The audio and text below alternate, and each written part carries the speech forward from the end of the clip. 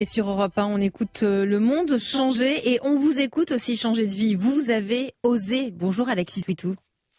Bonjour. Vous avez 30 ans, alors vous avez un parcours au début qui est classique, parcours généraliste, bac, école de commerce, puis vous allez faire votre stage en Belgique, un stage de 6 mois chez Carrefour. Et là-bas, vous effectuez un stage dans la partie analyse de l'image de marque et de communication. C'est comme ça que vous commencez votre vie professionnelle. Oui, exactement. Ouais, alors vous avez été embauché, beaucoup... c'est ça, hein? Oui, en fait, je me suis beaucoup plu en Belgique et du coup, j'ai décidé de rester après ce stage. Et en fait, j'ai été embauché pour l'entreprise qui nous donnait les chiffres, en fait. Donc, j'étais vraiment plutôt là côté donc entreprise qui avait un panel de consommateurs. Et Mhm. après, donc j'ai travaillé pendant 2 ans sur en fait toute la partie analytique sur l'évolution du comportement des ménages belges.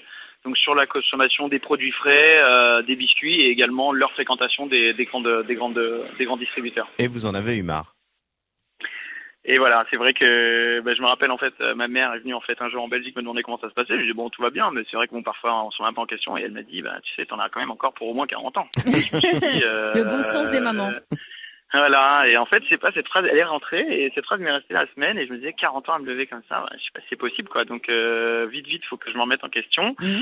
Et voilà, je commençais aussi peut-être à faire le tour de la ville et à me sentir un peu loin de mes attaches, de ma famille, de mes amis. Donc, Mhm. j'ai décidé de démissionner, de rentrer en France pour faire le point. Alors, j'ai d'autres passions, donc une fois rentré en France, j'ai commencé à vouloir plutôt aller vers un métier plutôt artistique. Je voulais faire plutôt de la BD. Mhm. Parce que je dessinais beaucoup et puis que j'aimais ça et puis que je suis quelqu'un d'assez manuel, donc c'est quelque chose qui m'attirait énormément. Mais voilà, réalité économique, c'était un métier assez bouché. J'ai vite compris en rencontrant des gens de ce milieu que c'était très compliqué d'en faire son métier. Donc deuxième remise en question et donc ma deuxième passion, la gastronomie. J'ai commencé à me demander comment je pourrais me tourner vers un métier qui me plairait et donc j'ai voulu faire un essai en boucherie. Un métier en boucherie parce que vous vous êtes souvenu qu'en Belgique, vous cuisiniez énormément parce que vous êtes un fan de viande, mais à chaque fois vous vous disiez bon, la viande ici c'est pas de la super qualité et donc c'est comme ça que vous vous êtes dit aussi je vais aller me former à ce métier qui est dans le monde de la boucherie. Mais vous avez fait quoi? Vous avez fait une formation? Vous avez fait passer un Ouais. diplôme? Vous avez fait quoi? Tout à fait, oui, oui. Ayant déjà un bac et un master 2, en fait, quand on a un parcours académique comme celui-ci, on vous propose une formation qui s'appelle un CQP, certificat de qualification professionnelle. En fait, c'est un diplôme de profession, ce n'est pas un diplôme d'État. Mhm. Donc, vous pouvez faire un CQP dans n'importe quel milieu. Vous pouvez faire de la charcuterie, de la boucherie, évidemment, mais également, par exemple, de l'horlogerie. Enfin, vraiment, c'est assez large. Et en fait, ce sont des formations qui sont focus sur Sur le le métier. Donc, moi, métier. je n'avais Exactement, donc je n'avais pas mathématiques, je n'avais pas français ni histoire, j'avais simplement donc la viande, l'apprentissage évidemment du couteau, mais également des différentes parties, des différents morceaux. Ouais, c'est un métier, Donc hein. ça a commencé par 6 semaines en centre, exactement, ça a commencé par 6 semaines en centre, avant de commencer donc mon expérience dans une boucherie.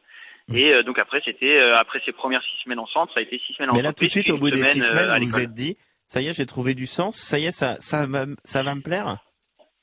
En fait, ce qui s'est passé, c'est que j'ai eu une première journée donc à l'école où ils nous présentent un petit peu le programme, etc. Ensuite, on doit chercher une boucherie et là, ça a été un petit peu compliqué parce que j'ai mis franchement du temps à trouver une entreprise qui m'acceptait. Pourtant, il paraît que ça Euh, manque de bras là aussi. Hein.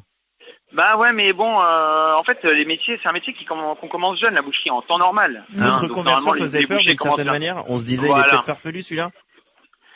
Pas farfelu, mais bon, c'est vrai qu'ils ont l'habitude de voir des jeunes venir à 15 ans. Quand on a 25, ils se disent que bon, voilà, peut-être, voilà, ça va Ils pas ils marcher ou cherchent, ils qu'on veulent va peut-être, partir. voilà, Mm, exactement, mm. exactement. Bon alors du coup vous êtes associé, vous avez réussi cette Ouais, formation, vous avez trouvé un associé et vous avez ouais. ouvert votre propre boucherie.